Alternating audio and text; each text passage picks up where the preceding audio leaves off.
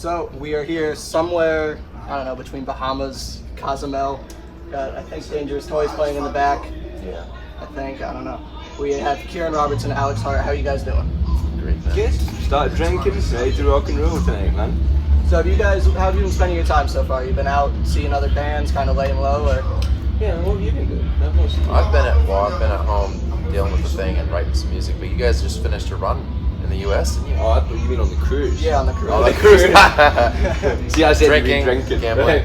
Yeah, we went to the casino last night. Win big? Lost, but Okay. my girlfriend won, so technically I won. Yeah, you get to keep some. Yeah, man, right? I still don't get craps. Yeah, Still don't get craps at all. Yeah, who did we see? I saw Buck Cherry. Oh, They were okay. great. I'm not too much. John Karabi was cool. John Karabi. I've seen him walking around a lot. Yeah, man. Yeah. All right, so I want to go back. How did you guys each? We're gonna start with Kieran for the first question. How did you get your start in music? Music, God, I've always done music for as long as I can remember. I left school at like 16 when I was playing in kid bands. My first band was a Status Quo cover band, which has started my long-term hatred of Status Quo because I was constantly Status Quo bands. And then I got signed up when I was 16 to a guy in Germany, like a management company, and started doing some goth rock out there. But just for as long as I can remember, man, I've had a guitar and been playing music. All right, and Alex. My family was always pretty musical, so I kind of picked up on it. I was very lucky. I kind of did a lot of music school. I moved from Australia. I went to Berklee College of Music in Boston, which I was very lucky to do. And I've always been in like metal and prog bands. I think I've always liked metal. Right, so Definitely. you're in the right Singing, spot then. playing guitar, and Kieran's brought me onto this, which was so. I love doing the Rage and Geoff stuff. Yeah. So I'm in some Queensryche Facebook groups, and I'm assuming it's your dad. He had posted a picture of you at like 8 years old, Queensryche yeah. shirt with the guitar. Yeah, man. So what was your first exposure to Queensryche's music, and what really like drew you to it? Do you know what's mad? I have such a vivid memory of like my dad. He bought this new car, and I was maybe like 11. My dad always liked Queensryche, so that hence the photo of me with the t-shirt. Yeah. And the first time I remember being like, these guys are awesome, is my dad pulled up to pick me up from school one day, and I heard Operation Mindcrime, like just blasting down the street. And I walked, and my dad was just sitting in the car, like listening to Queensryche. So yeah, it's pretty surreal. I'm in the band, but Yeah. that's been my first. I always loved Queensryche, so I always a big fan of Chris DeGarmo, the guitarist. Yeah. And I've always been into Queensryche, man. Brought up on it.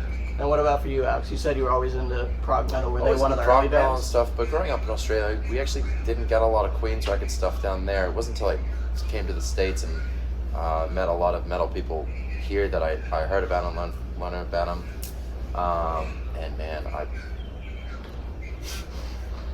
So you guys have been working on an album now. What is it like to? Because you obviously have, at least you, Kieran, you grew up listening to Geoff. What is it like to be able to, songwrite with him, sit down and record? It's a trip, man. It's mad. He's really creative.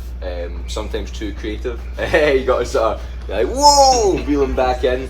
It's been great, and he's really open to ideas. For me, writing for Geoff, I look at it as a fan perspective, and I want to write songs that, as a Queensryche fan, I would like Yeah. songs like Operation Mindcrime and even Rage for Order stuff. When I write with Geoff, I sort of try and look at what I consider the golden era of Queensryche to project that sort of sound and that sort of guitar playing. And Geoff's great. It's incredible to have. When I write a song, I'm not a particularly great singer, so I can hear it in my head, but I can't sing it. And I go, can you do this, Geoff? And he's like, it's like having the best metal vocalist at your disposal. So, yeah, it's badass. And Alex has been. Yeah, you said you've been doing some writing. Was that for the Geoff album? a bit for Geoff. When I get up to Seattle to meet up with Geoff and Kieran, I get down to business with them there. At home, I do a little bit of my own stuff. You do some of your own as well. It's great because we have different styles of writing. Yeah. You're more heavy and you get the 7-string and stuff, and we both love a lot of synth stuff as well. So I think our styles gel really well. Yeah, I together. think all jigsaw pieces all fit together well. So now when you guys are playing, how do you decide, like is one of you playing the Wilton parts and one of you is playing the DeGarmo parts, or is it just whichever feels like that person? Whatever feels, we sort of sit Yeah. before the two and We work have it some out. favorite parts each, I think. Yeah, so like Definitely. Alex, You like can- you yeah, you love can the, name 'em. yeah, Love the, you love um, Andy listening. And, Anybody listening, I love that song. I think, what's your favorite, like, to be honest, I'm not really as much about like I do a lot of the lead parts in this band because it just requires it. But I'm more Yeah. I like being on stage and doing the rocking out rock star stuff. So I've noticed. right, yeah. So I try and quite honestly, I'll try and give him the harder solos when I can, so I can dance around a bit. But it just it's not like one of us is Wilton and one of us is DeGarmo. We just kind of pick and choose, you know. yeah. Yeah. So how did you guys both get brought in? We'll start with Alex. How did you guys both get brought in, and like, was it audition process or was recommendation? How did Well, you actually- get brought into Geoff? For a few years, I was actually their sound engineer. Kieran brought me on after I met him on the Angra tour in the US, and I started doing sound for them. I was doing that for like 2 or 3 years. And Scott, the previous guitarist, had seen me play, and I played with him a bit, and he recommended me when he retired, and that was very cool of him. But yeah, Kieran brought me onto the group. And so then we'll go over to Kieran. How did you get brought into the fold? Crazy story. My dad is a booking agent in the UK, Shock City Productions, and he had booked Geoff to come play in the UK. So I was just a roadie for them, you know, stagehand and stuff at the time. And they had a whole American tour planned a couple of months later, and their band all had visa issues, and they got to the country and all got turned away. So they had this whole US tour to be like coming up in a week. So it was like, who do we call? So they phoned round all the proper players, but everybody's obviously busy. So I guess I was the only one stupid enough to quit my job and fly out to America next week. And yeah, man, that was like 5 years ago, and somehow they've Well, not paid fired off. me yet. I'm somehow gonna I'm assume still there's here. no like regrets there. No, man, definitely not. I was working in the Hard Rock, man. I was a bartender, so I was like, yeah, man, I'm gonna come play for Geoff Tate. So you guys are currently on the run playing Rage for Order and Empire in their entirety. How did that come about? Who was it? Geoff that pitched the idea? We'll add in Rage for Order for really no reason, but Yeah, man. I mean, he What's talks he about say on live? stage. It's his bucket list thing. He says it's Okay. he always want to do. Since I've been in the band, I've done a couple of greatest hits tours, but mostly Geoff plays his albums. So I did like Operation Mindcrime in full. Yeah. You on that tour? Did the sound for that, and then yeah, for a couple I knew it was coming like a year in advance. Geoff's gonna go. We're gonna do Rage and Empire.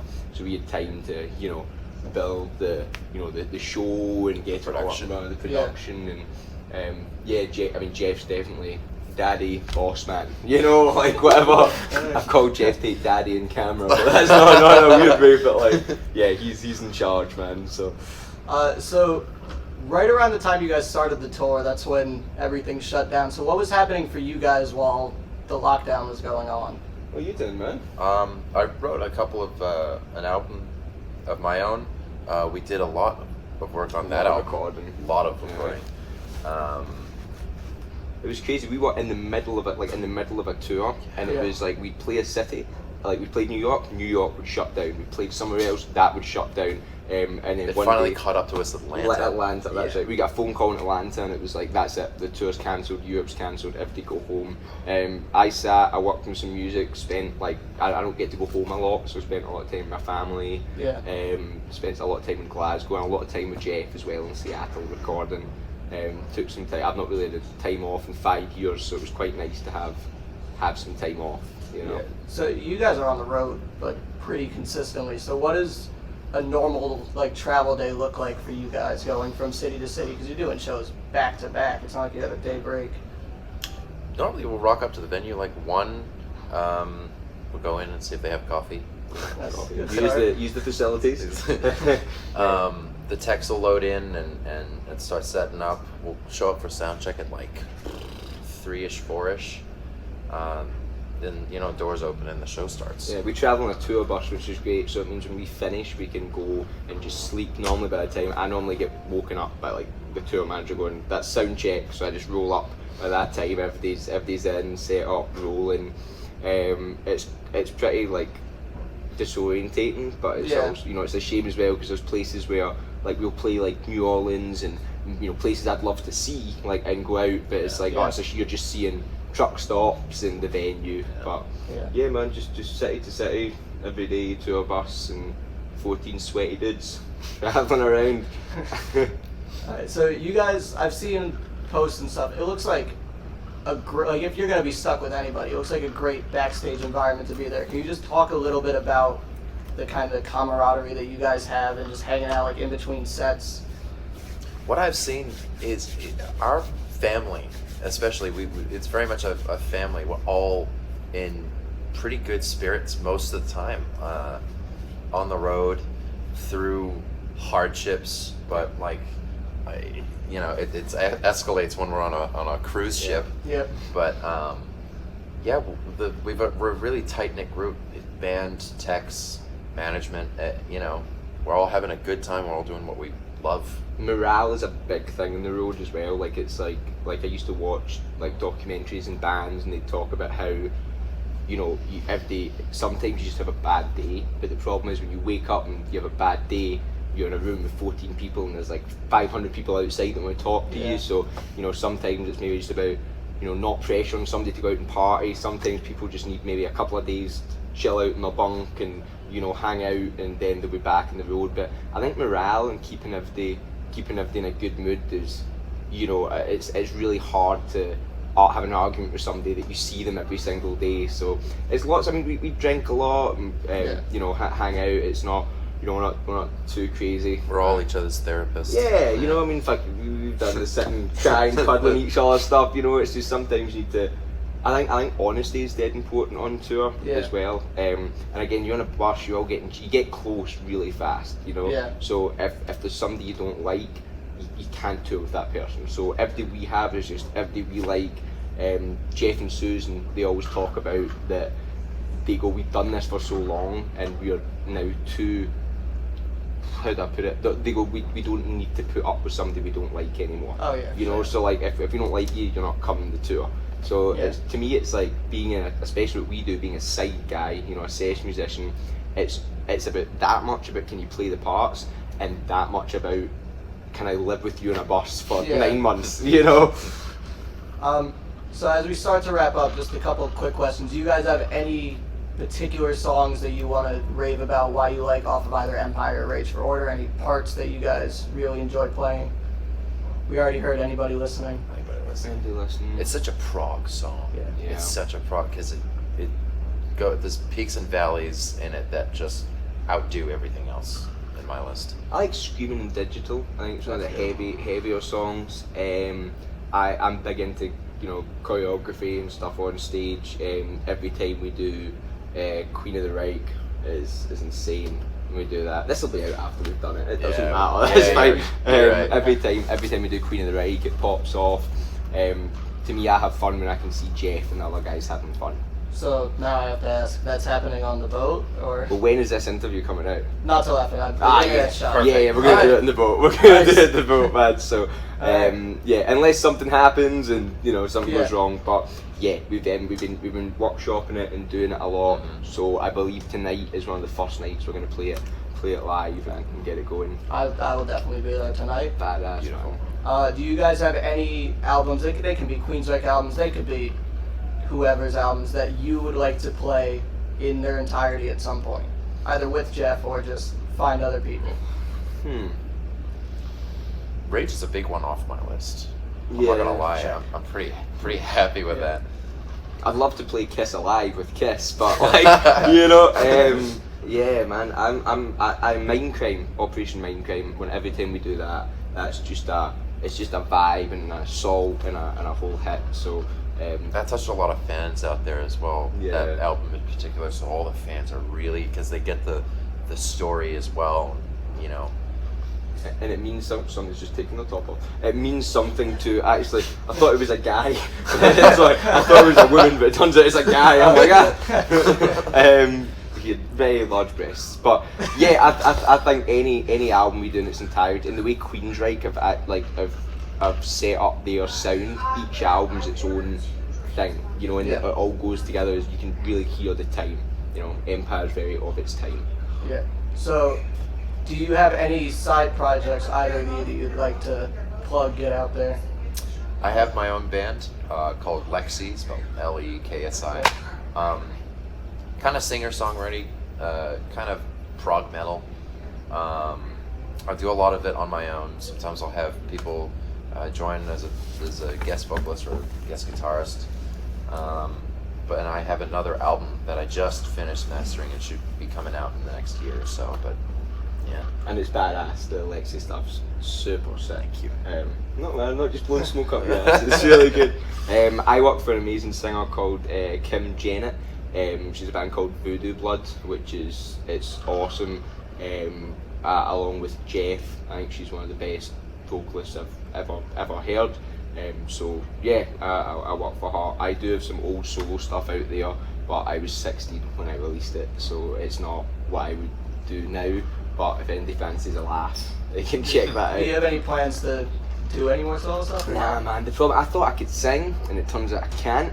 So I'm gonna stick to guitar and work with. I just like working with amazing vocalists, and any day I'm doing music for my job's a good day. I've loved the sneak peeks that I've gotten of what you've written with Kim. I love it. I love it. He's just saying that because No, I said I really do. That gotta song. be- Thank you. And also the Geoff album that's going to be coming out is going to be something really special. We can't talk too much about it, Yeah. but I think it's something that, especially for fans of us writing it from a fan's perspective, I Yeah. don't think Geoff's worked with writers that have done it from the perspective of what I would like to hear, listening to a Queensryche album.